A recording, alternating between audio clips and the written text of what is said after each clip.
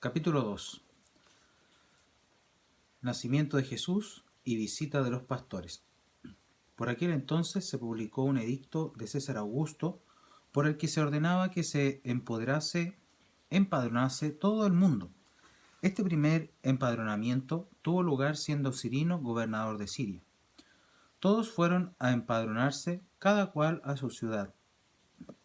También José subió desde Galilea, de la ciudad de Nazaret a Judea, a la ciudad de David, llamada Belén, por ser él de la casa y familia de David, para empadronarse con María, su esposa, que estaba encinta. Mientras estaban allí, se le cumplieron los días del alumbramiento, y dio a luz a su hijo primogénito, lo envolvió en pañales y lo acostó en un pesebre, porque no tenían sitio en el albergue. Vemos aquí en esta primera parte lo mismo que ya habíamos comentado acerca del Evangelio, que hay un interés de San Lucas por establecer hechos y datos muy precisos, con lugares, personas, gobernantes, ¿cierto? Es decir, San Lucas quiere cerciorarse de que aquellos que leen esto, aquellos que escuchan, puedan en algún momento comprobar aquello que están escuchando. Y por eso habla de lugares y gobernantes muy específicos, ¿cierto? Habla de César Augusto, habla de Cirino, gobernador de Siria, y así. También se comprueba aquí que Jesús proviene de la estirpe de David. Es interesante porque en las otras tradiciones no se coloca a José propiamente tal como el que hace el nexo con la casa de David, sino que a la misma Santísima Virgen. En cambio aquí San Lucas lo hace en José. La casa de José es la casa de David, ¿cierto? Corresponde, ¿cierto?, a este linaje real, y así se daría cumplimiento a la profecía de que el Mesías provendría de un descendiente del rey David. Hay un hecho muy particular que es el empadronamiento, ¿cierto? Esta especie de censo en donde cada persona debe volver a su ciudad, porque era necesario también que Jesús viniera de Belén, ¿cierto? Que era la ciudad del rey David. Entonces, pero sabemos que Jesús es de Nazaret, ¿cierto? No de Belén. Entonces, este hecho es el que hace movilizar, y así Lucas asegura nuevamente el cumplimiento de la profecía, ¿cierto? Jesús es el Mesías, y se esperaba que vino de Belén, y bueno, nació en Belén, ¿cierto? Es conocido como Jesús de Nazaret, pero nació en Belén. Entonces se cumple la profecía. San Lucas se asegura de aquello. Había en la misma comarca unos pastores que dormían al raso y vigilaban por turno durante la noche su rebaño. Se les presentó el ángel del Señor. La gloria del Señor los envolvió en su luz y se llenaron de temor. El ángel les dijo: no temáis, pues os anuncio una gran alegría, que lo será para todo el pueblo. Os ha nacido hoy en la ciudad de David un Salvador, que es el Cristo Señor. Esto os servirá de señal. Encontraréis un niño envuelto en pañales y acostado en un pesebre. De pronto se juntó con el ángel una multitud del ejército celestial, que alababa a Dios diciendo: gloria a Dios en las alturas, y en la tierra paz a los hombres en quienes Él se complace. Entonces esta manifestación a los más pequeños, ¿cierto?, que son los pastores eran personajes de la periferia social, ¿cierto? Eran personajes que realmente eran totalmente insignificantes. Probablemente a las peores personas se les encomendaba cuidar ovejas, ¿cierto? Porque significaban que iban a estar todo el día y todo el tiempo fuera de la ciudad, que iban a estar apartados de cualquier contacto humano, o el contacto humano iba a ser muy escaso, ¿cierto? Quizá entre los mismos pastores, por eso este grupo de pastores, ¿cierto?, se apoyaban, pero en estricto rigor iban a estar siempre trabajando. es una vida bastante sacrificada. A día de hoy sigue siendo sacrificada para la mayoría de los pastores transhumantes, ¿cierto? Que se van meses en los parajes, viven meses en los parajes con sus ovejas, los van cuidando, mientras el rebaño engorda. Son personas, al menos en este momento, ¿cierto?, muy poco valoradas. Entonces es interesante destacar que la revelación va en primer lugar para ellos. Y hay una señal muy elocuente también para todos nosotros, ¿cierto? Que es en las condiciones en las que nace el Salvador. El Salvador, siendo Dios, siendo el Verbo encarnado, siendo el Dios de Dios, el Señor de los señores, el Rey de los ejércitos, el Rey del universo, nace pobre y humilde en Belén. Nuestra cultura occidental, después que se divulgó este aprecio por las figuras del pesebre, ¿cierto? Le da cierta mística al contexto de la Navidad, y cada vez los pesebres son más sofisticados y más bonitos, ¿cierto? Y eso hace que se nos olvide lo que significa realmente el pesebre, ¿cierto? El pesebre son las pesebreras, donde se guardan a los animales, donde se refugian los animales. Entonces es un lugar muy indigno para el nacimiento de Jesús. Entonces, ¿por qué? Porque de alguna manera está simbolizando que el lugar que el hombre está ocupando le es muy indigno, ¿cierto? El lugar que el hombre está ocupando le es muy indigno. Entonces, Jesús viene a restablecer esa dignidad del ser humano. Este nacimiento oprobioso es muy similar al oprobio de la cruz, al oprobio del castigo, ¿cierto? Cuando Jesús sale expuesto después de haber sido lacerado en su cuerpo, y Pilatos dice, he aquí el hombre. Esas palabras están reflejando la realidad a la que se ha sometido toda la humanidad, la realidad indigna a la que se somete todo el ser humano, ¿cierto? No es el lugar que le corresponde, el lugar de la bajeza, el lugar del sufrimiento, del dolor. Ese no es el lugar que le corresponde al ser humano. El lugar que le corresponde es la bienaventuranza eterna, es estar frente a Dios, es reunirse, encontrarse. Eso después, ¿cierto? Pero estar frente a Dios, ese es el propósito del ser humano.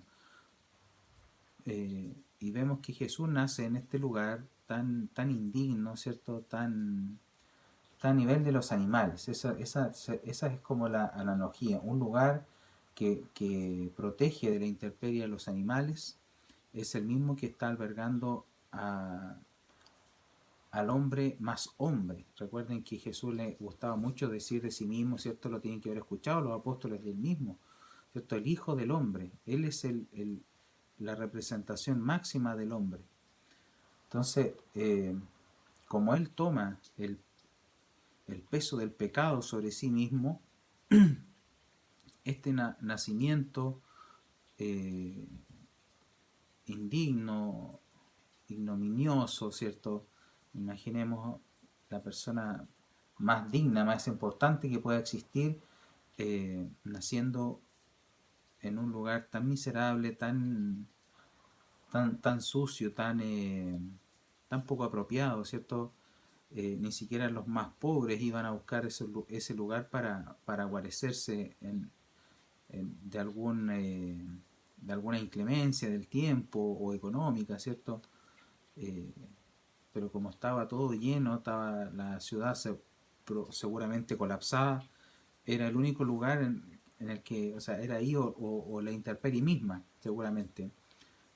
Y eso nos hace ver que Jesús nace ahí porque el ser humano está allí también. Es la humanidad la que está empobrecida, está reducida, está totalmente limitada.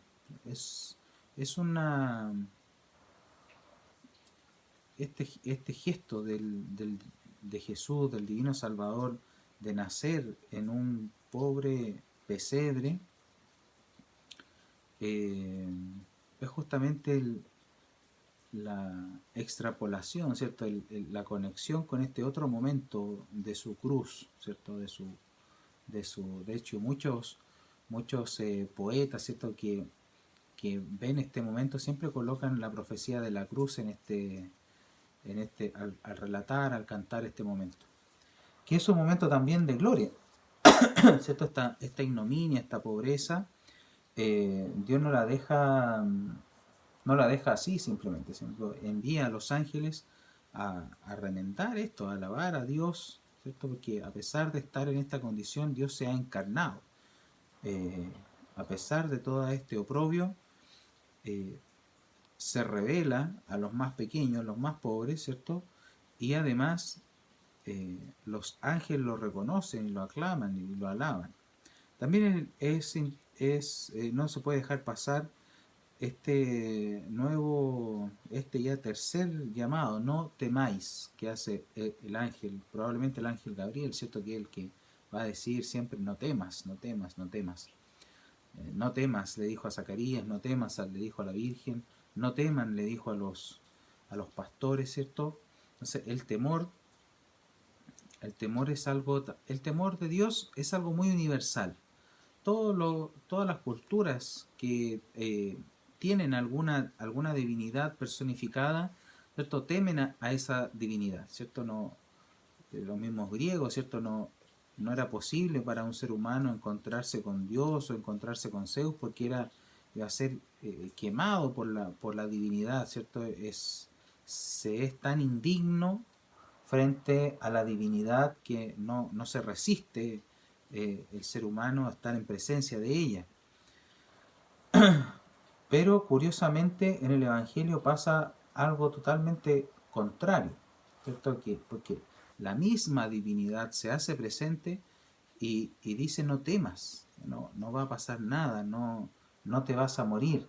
Detrás hay un relato, ¿cierto? La idea, toda esta velada, esta idea de que somos capaces de Dios, y los santos, la teología posterior, ¿cierto? Va a desarrollar esta idea, que el hombre es capaz de Dios. Dios lo ha creado a su imagen y semejanza, por lo tanto hay una capacidad del ser humano en su posibilidad, pero capaz de Dios, ¿cierto? Puede buscarlo, puede anhelarlo, puede sentirlo, puede escucharlo, puede hablar con él, puede conversar, orar, puede ponerse en su presencia. La Eucaristía, ¿cierto? Que es el sacramento por excelencia de nuestra fe, que es justamente lo que viven estos pastores, ¿cierto? La encarnación de Dios, Dios hecho cuerpo, Dios hecho materia, la encarnación de Dios, la intervención de Dios en la historia de la humanidad es a través del cuerpo físico y lo deja en este caso en la Eucaristía, y es este mismo gozo que nosotros experimentamos día con día, aquellos que asisten a la Eucaristía diariamente, esta gloria y esta capacidad de ponerse frente a Dios sin ser como quemados, exterminados, morirnos de temor, no. Estamos velados, obviamente, estamos velados todavía porque estamos en este mundo, y la gracia que tenemos es la gracia de la vida, ¿cierto? El testimonio de esta vida es justamente podernos ensayar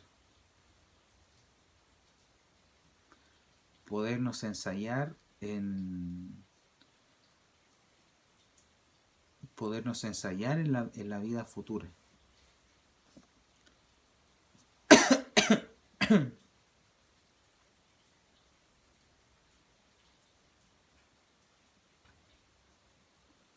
Cuando los ángeles los dejaron y se fueron al cielo, los pastores se decían unos a otros: vamos a Belén a ver lo que ha sucedido, eso que el Señor nos ha manifestado. Fueron a toda prisa y encontraron a María y a José, y al niño acostado en el pesebre. Al verlo, contaron lo que les habían dicho acerca de aquel niño, y todos cuantos lo oían se maravillaban de lo que los pastores les decían. María, por su parte, guardaba todas estas cosas y las meditaba en su interior. Los pastores se volvieron glorificando y alabando a Dios por todo lo que habían oído y visto, tal como se les había anunciado.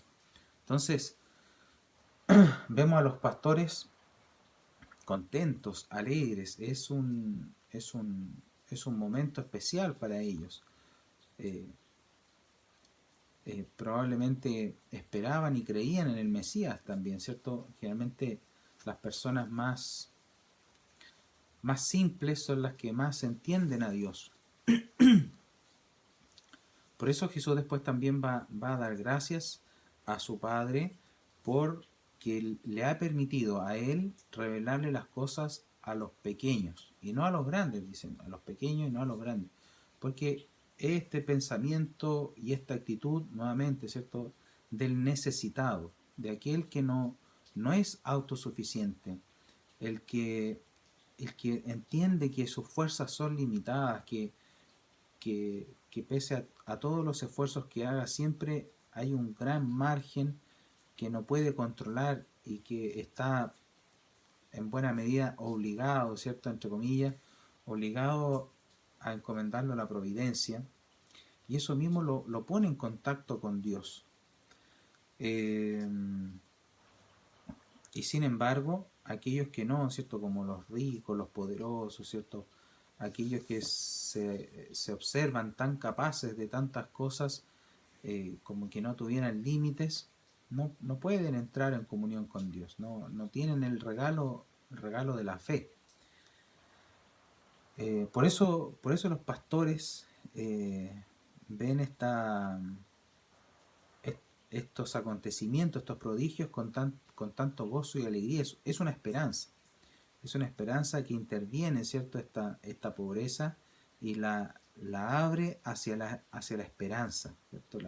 Está de alguna manera cerrado, ¿cierto? Porque el pobre, el necesitado también tiende a cerrarse, a quedar enquistado en su necesidad.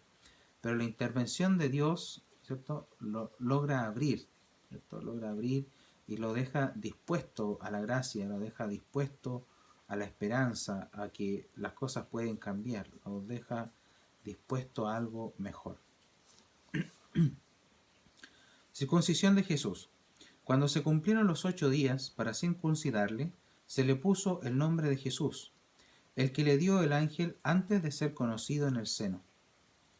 Cuando se cumplieron los días en los que debían purificarse, según la ley de Moisés, llevaron a Jesús a Jerusalén para presentarle al Señor, como está escrito en la ley del Señor. Todo varón primogénito será consagrado al Señor, y para ofrecer en sacrificio un par de tórtolas o 2 pichones, conforme a lo que se dice la ley del Señor.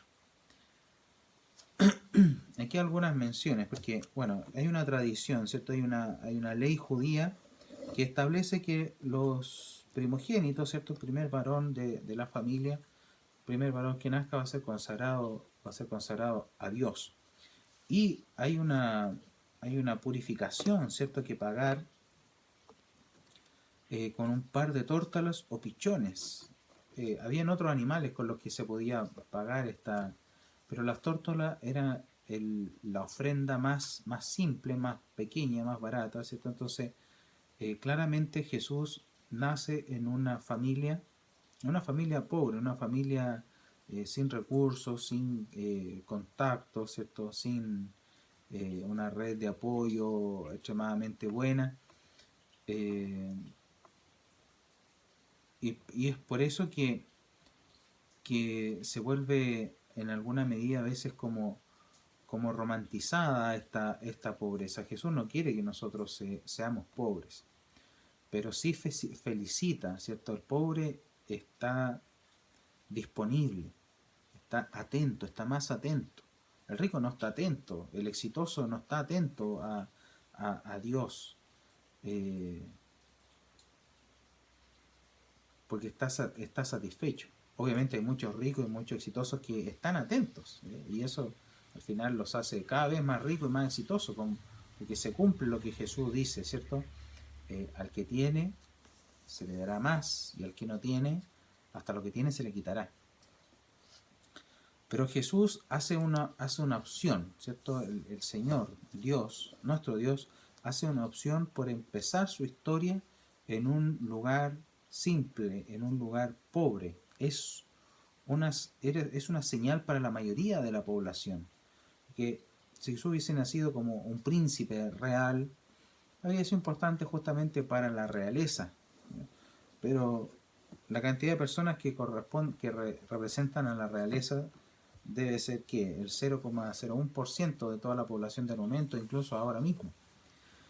Por lo tanto, no, su impacto sería minúsculo. El grueso de la población es pobre, el grueso de la población es carente, el grueso de la población, ¿cierto? Pasa penurias, de una u otra manera las pasa, y es con esas personas con las que Dios quiere solidarizar.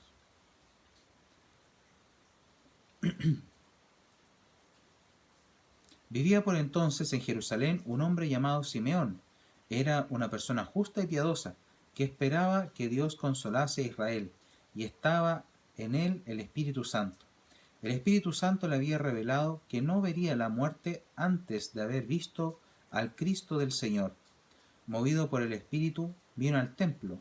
Cuando los padres introdujeron al niño Jesús para cumplir lo que la ley prescribía sobre él, lo tomó en brazos y alabó a Dios diciendo: Ahora, Señor, pues puedes, según tu palabra, dejar que tu siervo se vaya en paz, porque han visto mis ojos tu salvación, la que has preparado a la vista de todos los pueblos, luz para iluminar a las gentes y gloria de tu pueblo Israel.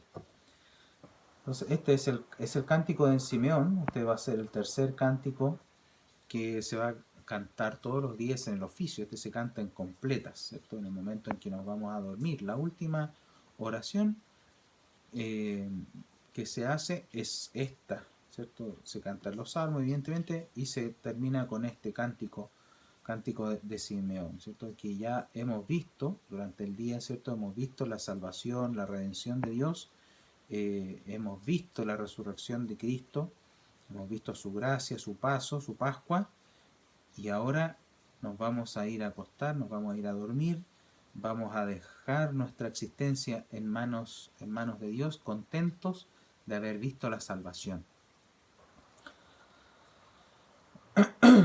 Eso siempre Lucas resalta que es el Espíritu Santo el que habla. Es el Espíritu Santo, dice Isabel, llena del Espíritu Santo, ¿cierto? Hizo proclamar esas palabras tan preciosas hacia la Virgen.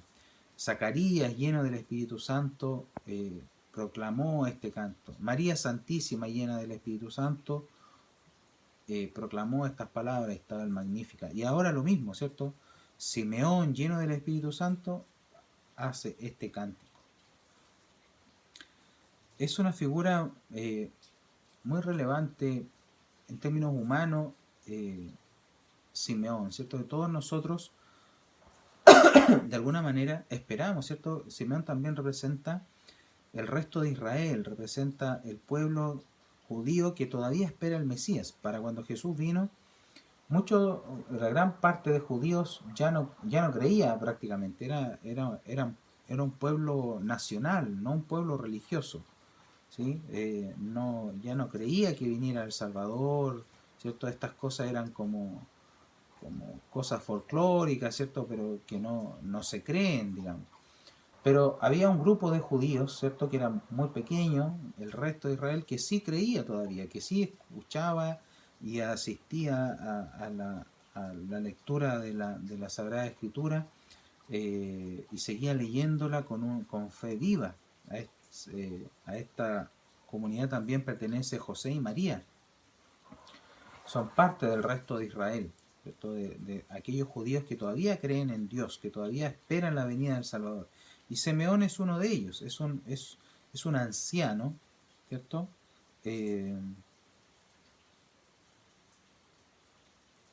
Justa y piadosa, ¿cierto? Que estaba esperando. Asumimos que un anciano porque lleva esperando, ¿cierto? Y después dice, ahora puedes dejar que tu siervo se vaya en paz. Esto es probable que él haya estado toda su vida esperando al Salvador, y Dios le concedió esa gracia de poderlo ver, ¿cierto?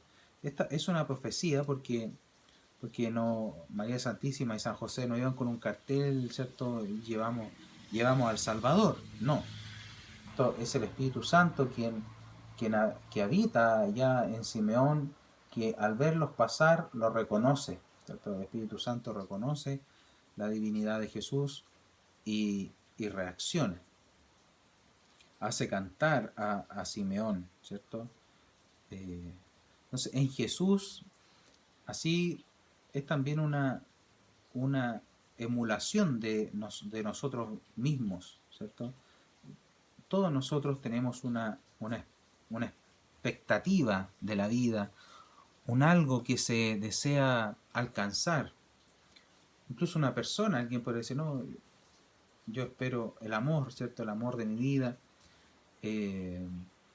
Después que tiene ese amor, y ese amor después se casan, imaginemos, ¿cierto? Y muere la persona, eh, queda el anhelo de ese amor y queda el anhelo de encontrarlo nuevamente ya en la otra vida, ¿cierto? En la vida eterna. Entonces siempre hay algo que esperamos, y esto también hoy es muy necesario volverlo a retomar. ¿Por qué? Porque hay muchas personas que se han olvidado de creer, de esperar. Entonces, el que no espera nada, el que no anhela nada, el que cree que la vida ya es plana y que estamos aquí en este nivel y ya no queda nada más que esperar, eh, adviene sobre él la depresión, ¿cierto? La distimia, la falta de sentido, ¿cierto? Se va colocando cada vez más cerca de pensamientos negativos que incluso lo podrían llevar al suicidio. Entonces, esta interpelación que nos hace el Evangelio de mantenernos creyentes, mantenernos expectantes, mantenernos esperanzados, es de vital, realmente se hace de vital importancia para todos nosotros. No es menor, no es menor que no podamos o que estemos fallando en esta condición de nosotros.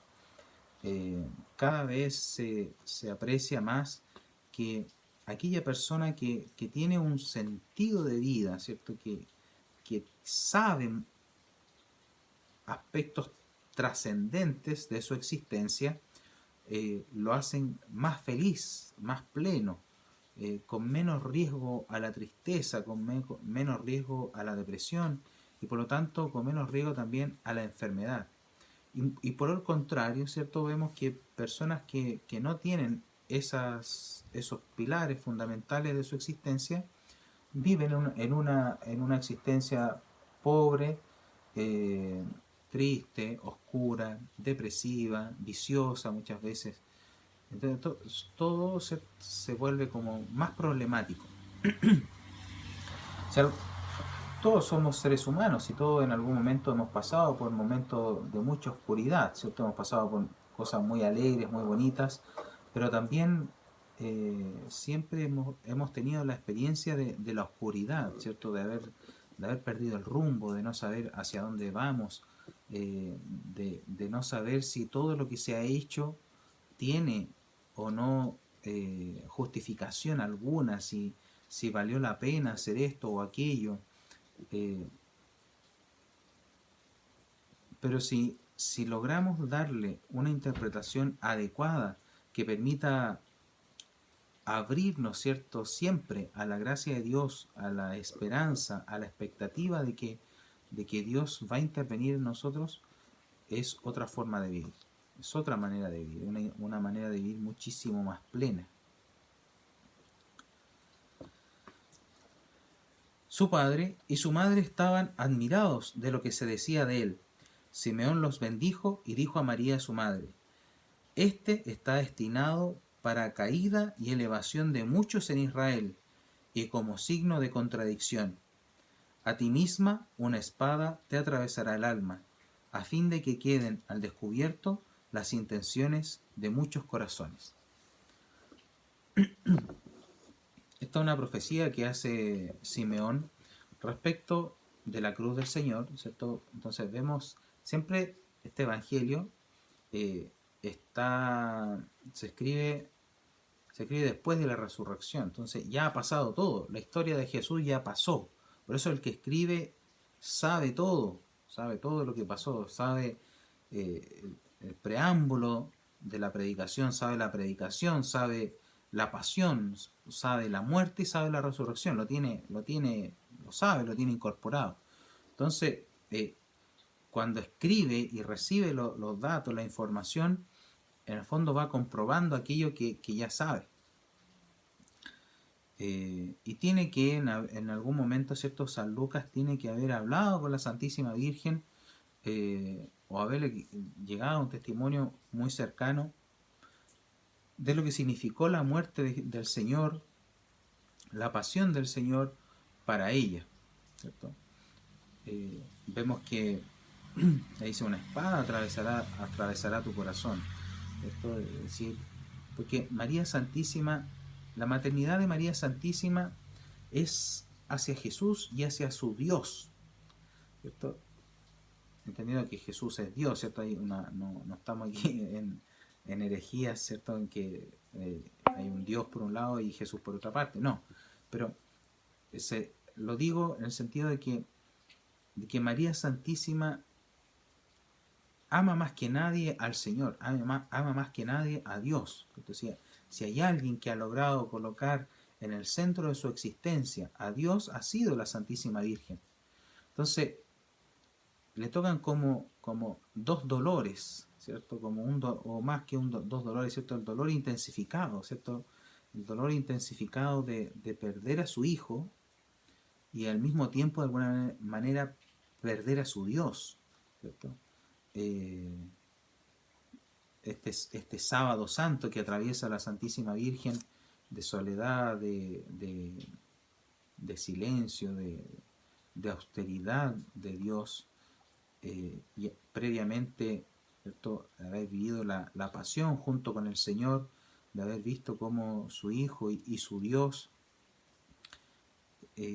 lo masacraban. Claramente tiene que haber sido un dolor desgarrador. Es por eso que es tan triste que algunas autoridades eclesiásticas cuestionen o le resten importancia a la acción corredentora de María Santísima, ¿cierto? Porque a ella no le correspondía sufrir nada de eso, y sin embargo lo padeció, y es un corazón roto. Los sagrados corazones son eso, son corazones rotos, son corazones lacerados que necesitan nuestra misericordia. El Sagrado Corazón de Jesús es el corazón que más ha amado a los hombres y que más desprecios ha recibido. Y seguramente la Santísima Virgen es el corazón que más ha amado a Dios y el que más sufrió por Él. Nosotros a veces tenemos pequeños sufrimientos comparados con estos sagrados corazones, tenemos pequeños sufrimientos del desamor o el sufrimiento del dolor de la porfía de un hijo, o la muerte de algún ser querido, pero jamás se van a equiparar, ¿cierto? Y cuando nos damos cuenta que lo limitado que somos frente a ese dolor, ¿cierto?, afectivo, ese dolor de nuestro corazón, lo limitados que somos, uno comprende que la tarea de la redención, la tarea de la salvación, la debía llevar el Señor. No podía llevarla ningún otro ser humano. No somos capaces de absorber ese sufrimiento. El único que era capaz de absorber ese sufrimiento eran estos sagrados corazones, el Sagrado Corazón de Jesús y el Inmaculado Corazón de María. Son estas dos personas que han experimentado el amor en su máxima expresión, y parece, todo nos indica que el amor, ¿cierto?, tiene esta dimensión esta dimensión de carencia, ¿cierto? De que algo se rompe, se, se pierde. Y al mismo tiempo recibe, ¿cierto? El que esté roto es el que permite la recompensa, ¿cierto?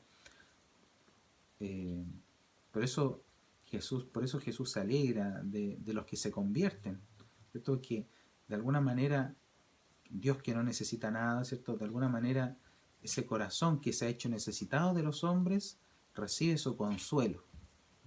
Y el Inmaculado Corazón también, que no es tan puro, tan, ¿cierto? Tan prístino, que no merecía ningún tipo de desprecio, de dolor, de sufrimiento, al ver las actitudes de conversión de todos nosotros, se alegran, se conmueven, de alguna manera misteriosa se alivian. Entonces, estas palabras tan drásticas que Simeón, ¿cierto?, debieron haberle bajado, digamos, las expectativas a la Virgen, ¿cierto? Imaginemos una mamá que ha pasado, ¿cierto?, tantas dificultades, sobre todo en el último periodo, que ha sido todo tan extraño y que de alguna manera el nacimiento de Jesús tiene que haber representado una especie de alivio, ¿cierto? Es decir, ya llegamos hasta este punto, alcanzamos, ¿cierto?, a que Jesús naciera, ya se va cumpliendo, o voy avanzando en lo que Dios me pidió, se va completando lo que Dios me pidió. Entonces hay como una expectativa, un anhelo, una gracia, un anhelo de que todo va a ir saliendo bien, y aparece esta profecía de Simeón, ¿cierto? Y a ti una espada te atravesará el corazón. O sea, este hijo va a ser el motivo de un sufrimiento gigantesco. Entonces, también ahí está la adecuación del propósito que Dios nos ha impuesto. Porque esta parte no la decía el ángel, ¿cierto? El ángel le prometió ser la mamá de Dios y que este va a ser el hijo del Altísimo. No le dijo que iba a romper su corazón. No le dijo que iba a sufrir horrores viéndolo crucificado. No se lo dijo. Pero Dios se lo revela en otro momento. No se lo revela al inicio. Así como a nosotros tampoco se nos dice todo de una, ¿cierto? Que no seríamos capaces, seguramente, ni de entender, ni de aceptar todo de una vez, ¿cierto? Entonces, por eso se nos va mostrando de a poco aquello que realmente tenemos que hacer en esta vida.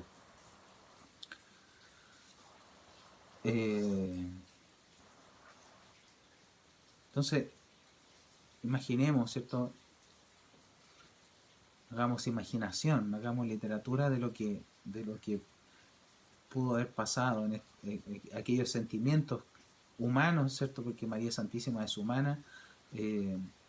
Albergaron, inundaron a María Santísima en este momento, ¿cierto? En este momento como de plenitud, de que parece que recibe esta segunda parte, por así decirlo, de profecía, esta segunda parte del plan de Dios, ¿cierto?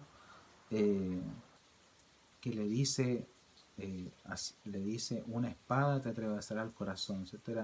Era algo que ella no tenía todavía en el o sea, ella era pobre, seguramente sabía las dificultades de la vida, pero no que iban a destruirle su corazoncito. Pero claro, era inevitable porque como comentaba, Jesús es el Redentor, es el Mesías, ¿cierto? Aquí Lucas lo nombra como el Cristo porque acuérdense que Mesías va a ser escogido, ¿cierto? En el lenguaje hebreo, ¿cierto? Y Cristo es escogido, es ungido, es lo mismo, pero en griego. Entonces aquí nuevamente resaltamos que Lucas le está escribiendo a los que no conocen bien la tradición judía. Lo más probable es que le esté diciendo a paganos conversos al cristianismo, ¿cierto? Entonces, María Santísima de aquí seguramente aprendió, trató, ¿cierto?, progresivamente, como lo hacemos todos los seres humanos, de ir incorporando aquella parte de la vida que no que no estaba presupuesta en el origen, ¿cierto? No estaba esto incorporado en lo que se me dijo que tenía que hacer, ¿cierto? Entonces, es una actitud loable de parte de ella, y también para nosotros nos interpela, ¿cierto?, a estar abiertos a lo que Dios pueda necesitar, incluso si eso nos podría provocar dolor y sufrimiento. Eh, y hay que ser valiente. Estas palabras no son para todos, ¿cierto? Que hoy día la mayoría de las personas rehúye esto, ¿cierto? Rehúye el dolor, el sufrimiento, solo quiere estar en lo placentero, en lo entretenido, en lo rico, ¿cierto? Ahí quiere estar siempre. Es bastante natural.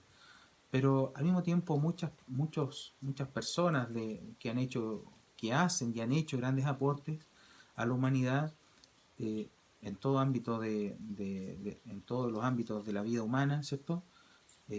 Siempre señalan esto, que si se quiere ser algo más, si se quiere destacar, si se quiere ayudar a mucha gente, es necesario pasar por el dolor, por el sufrimiento, por las dificultades.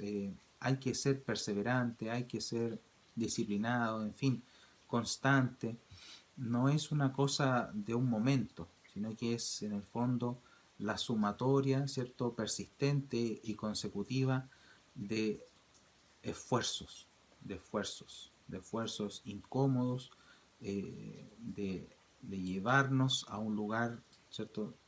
Llevarnos a un lugar en el que somos capaces de conquistar, pero que todavía no. Entonces, ese momento en el que se avanza es incómodo, es difícil, es duro, es desconocido, en fin. Entonces, para la Virgen también tuvo que incorporar esto, ¿cierto? Esta alegría de ser madre, esta plenitud para ella también, ¿cierto? Que la mujer recibe también su plenitud, ¿cierto? Hay una parte de ella que se plenifica al ser madre. Entonces, esta alegría de ella también se ve empañada, ¿cierto?, por esta profecía.